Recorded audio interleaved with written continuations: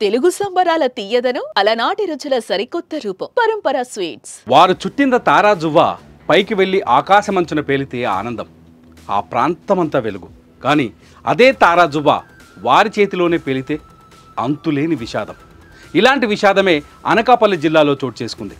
తమ బాంబులతో శుభకార్యాలకు పండగలకు వెలుగునిచ్చే వారి జీవితాలు బూడిదయ్యాయి.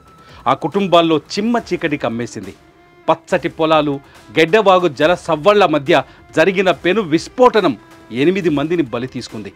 ఇంతకీ ఏం జరిగింది? ఇంతటి విషాదానికి కారణమేంటి?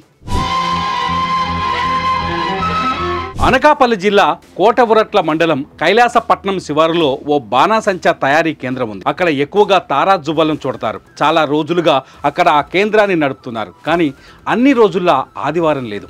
ఆ బాణాసంచా తయారీ కేంద్రంలో మృత్యు ఘోష వినిపించింది. బాణాసంచా తయారీ చేస్తుండగా జరిగిన పేలుడుకు నిమిషాల్లోనే జరగాల్సిన నష్టం జరిగిపోయింది. ఇందులోని చౌడవాడ నుంచి ఒకరు, అదేవిధంగా రాజపేట నుంచి గ్రామం నుంచి కూడా చనిపోయిన వాళ్ళు ఉన్నారు.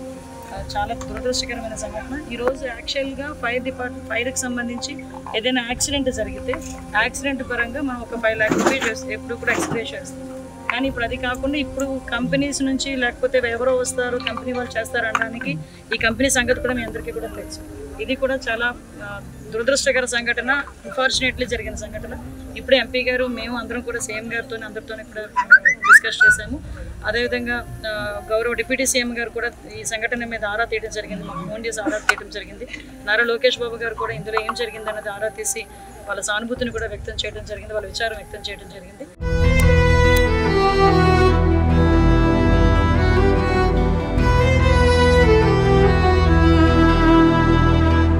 ఆదివారం మధ్యాహ్నం 12:45 సమయంలో భయంకరమైన పేలుడు సంభవించింది.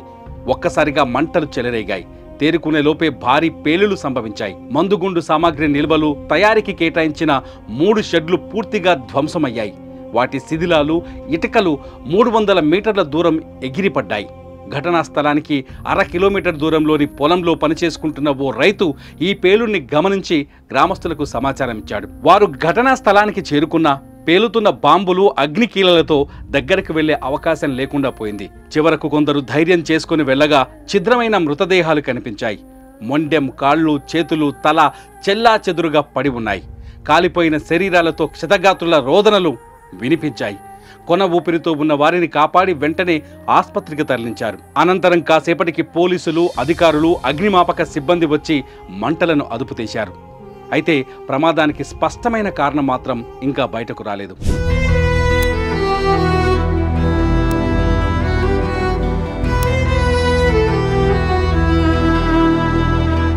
ప్రమాద సమయంలో మొత్తం 16 మంది కార్మికులు విధుల్లో ఉండగా 8 మంది చనిపోయారు.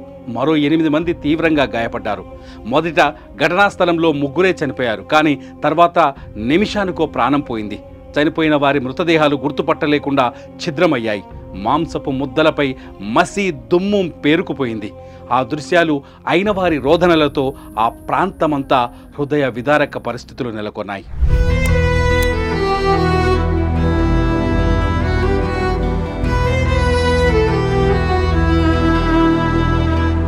మరణించిన వారిలో సగం మంది కైలాసపట్నం వాసులు కాగా మిగిలిన వారు వివిధ గ్రామాలకు చెందినవారు.